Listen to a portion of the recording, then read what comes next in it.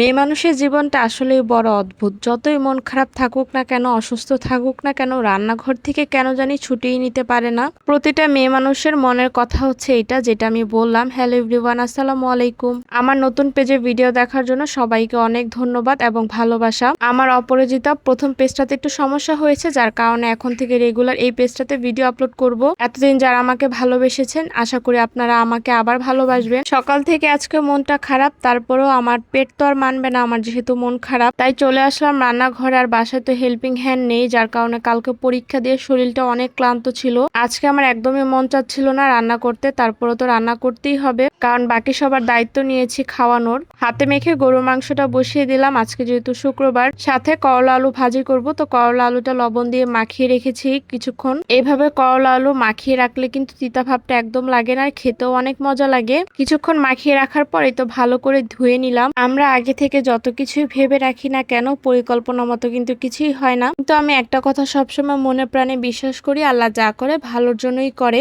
ভালো কিছুর জন্য অনেক কাঠখড়ি পুরাতে হয়, দিন শেষে ভালো সময় একদিন না একদিন ঠিকই আসবে ইনশাআল্লাহ। আল্লাহর উপর সবসময় এই ভরসাটা আমার আছে। আর আমি এই জিনিসটাও খেয়াল করেছি, যখন আমি হতাশ হয়ে যাই তখন দেখি ভালো কিছুই পাই। তাই জীবনে কোনো কিছুতে হতাশ হওয়া যাবে না, মনটাকে শক্ত করতে হবে। তারপরও নিজের বোকামিগুলোও ঠিক করা উচিত, নেক্সট টাইম যাতে এই ভুলগুলো না হয়। আমার যারা রেগুলার পুরাতন ভিডিও দেখেন তারা তো জানেনই আমার শ্বশুর আমাকে অনেক ভালোবাসে। এই একটা মানুষই মনে হয় আমাকে ভালো করে বুঝে। আমি তাকে এত টেক কেয়ার করি কেন জানেন, সেও আমাকে অনেক ভালোবাসে। তো বাসায় কিছু ফল আনা হয়েছিল, এগুলো 2 দিন আগে আনা হয়েছিল, কিন্তু সময় পাচ্ছিলাম না, যার কারণে গোছানো হয়নি। তো কাঁচামরিচগুলো আমি তো সবসময় এভাবে ফ্রোজেন করে রেখে দেই নর্মাল ফ্রিজে, টিস্যু দিয়ে এভাবে বক্সে করে রেখে দিলে কাঁচামরিচ অনেক ভালো থাকে। আপেল আর মালটা এনেছিল, তো এগুলো ফ্রিজে রেখে দিয়েছিলাম এভাবে পলিথিনে। তো এখন ঝুড়িতে সুন্দর করে গুছিয়ে তারপর ফ্রিজে রাখবো। গতকাল আমার শ্বশুর মাগরিবের নামাজ পড়ার পর বাসায় বিরিয়ানির প্যাকেট নিয়ে এসেছে।